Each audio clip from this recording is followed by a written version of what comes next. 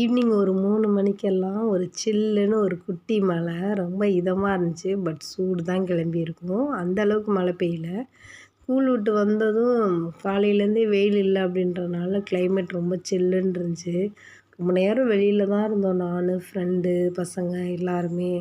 அதாவது என் ஃப்ரெண்டு பக்கத்து வீட்டு சரண்யா. எல்லாருமே வெளியிலே தான் ரொம்ப நேரம் விளையாண்டுட்டு இருந்தோம். ஒரு 6:00 அப்புறம் தான் எல்லாருமே வீட்டுக்குள்ளே வந்தோம். ஃபஸ்ட் டைம் இந்த செவுரு கட்டையில ஏறி குதிச்சுட்டான். அதுக்கப்புறம் ஏறி வர தெரியல. வழக்கம் போல் நான் போய் கூட்டிகிட்டு வந்துட்டேன். ஆனால் குதிக்கும்போது அவனுக்கு அவ்வளோ சந்தோஷம்.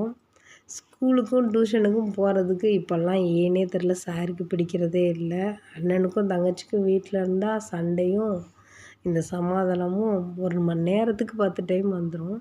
என்ன டின்னர் செய்யலாம் அப்படின்னு சொல்லிட்டு நைட்டு மாவு இல்லை அப்படின்றனால ரொம்ப யோசித்து டின்னரே வேண்டாம் அப்படின்ற அளவுக்கு கூட யோசிச்சிட்டோம்.